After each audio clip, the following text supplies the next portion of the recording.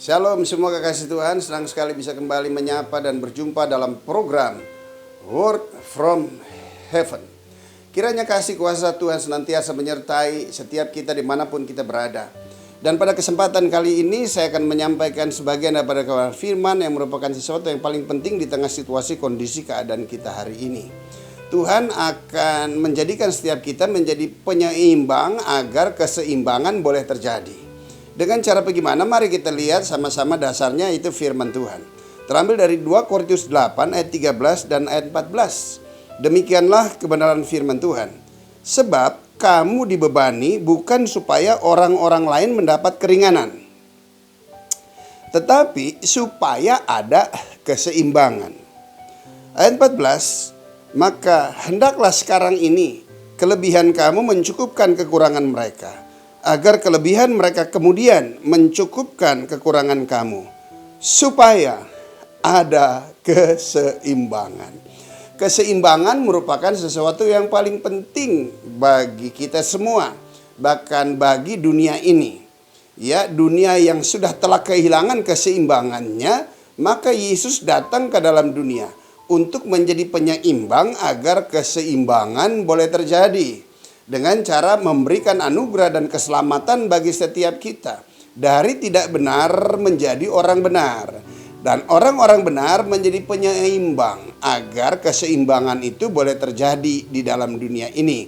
Namun ada hal yang lain juga yang Tuhan ingin kerjakan di dalam hidup kita, agar kita menjadi penyeimbang agar keseimbangan itu boleh terjadi.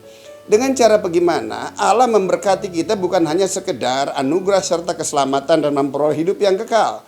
Dia ingin memberkati kita juga dengan berkat-berkat materi yang Dia akan percayakan kepada setiap kita, agar kita boleh menjadi penyeimbang, agar keseimbangan boleh terjadi. Oleh sebab itu aku berdoa buat setiap anak-anak Tuhan, usaha dan pekerjaan saudara, kiranya Tuhan memberkatinya dengan berkat-berkat yang luar biasa. Nah, untuk itu nggak ada lagi lain. Yang paling penting adalah kita senantiasa hidup di dalam kebenaran. Sebab pada waktu kita hidup di dalam kebenaran, maka berkat orang benar menjadi bagian.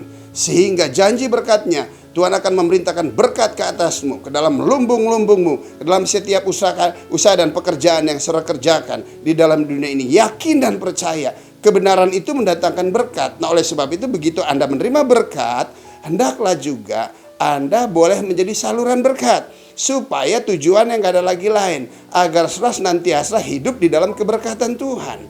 Untuk bisa senantiasa berkat Tuhan menjadi bagian dalam hidup kita, maka kita harus senantiasa menjadi berkat. Hari-hari ini kita lihat, ya, Anda pribadi yang mana? Anda pribadi yang mempunyai beban, atau Anda menjadi pribadi yang menjadi beban? Hendaklah hal ini menjadi bagian dalam setiap hidup kita. Ya, hendaklah kita lihat kondisi yang ada, hendaklah itu kita terbeban.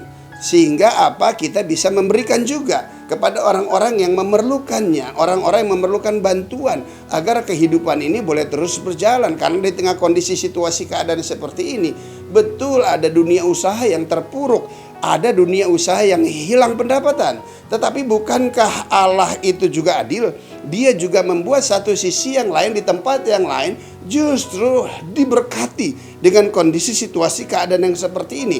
Dan saya berdoa di dalam nama Yesus, agar semua berkat-berkat yang menjadi bagian setiap anak-anak Tuhan terrealisasi pada saat sekarang ini. Sehingga Anda menjadi pribadi bukan yang runtuh, bukan yang tumbang di padang gurun, tetapi Anda adalah pribadi yang justru diberkati. Tujuannya Anda menjadi diberkati adalah agar Anda bisa memelihara keseimbangan, agar itu boleh terjadi. Sehingga orang yang sukar, orang yang sulit, orang yang kekurangan, mereka mendapatkan pertolongan dari Tuhan melalui uluran tangan saudara.